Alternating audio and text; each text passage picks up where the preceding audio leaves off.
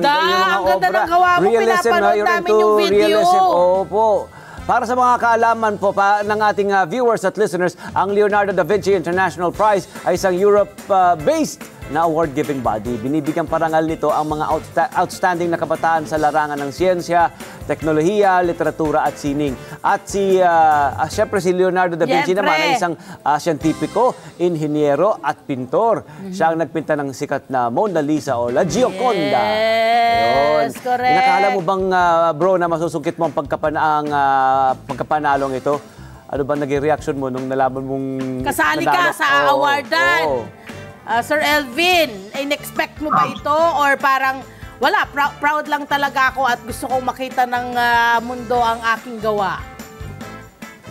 Ano ma'am, I am so happy dahil nagkaroon ako ng ganitong award as an artist because sino ba naman ako na isa lang naman akong Boholano. I'm just a Boholano-based artist.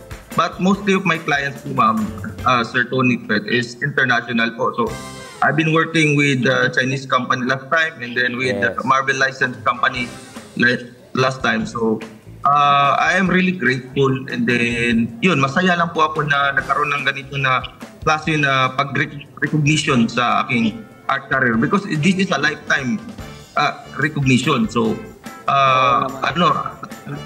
tatandaan ko talaga to hanggang ako ay tumanda.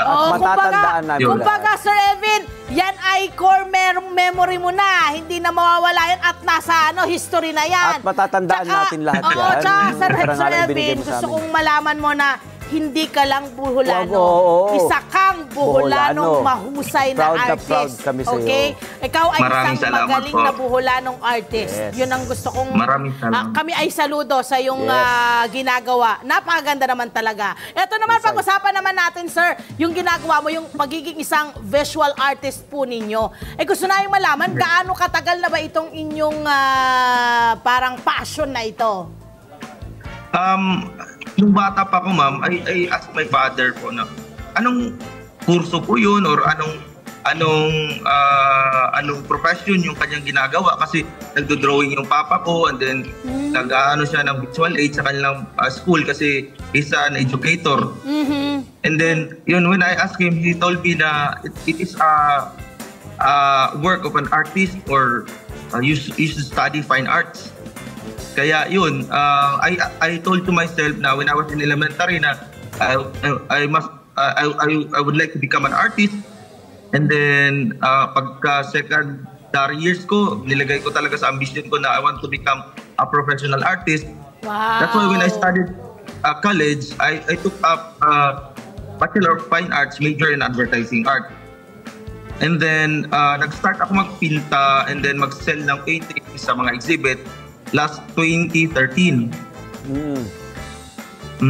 Wow, yun po. And then okay, sige. Dahil po siguro sa myopia ng mata ko po, nahilig ako sa kulay. Kaya siguro po, kung wala siguro akong disability, hindi ako mapupunta sa ganitong profession. Yeah.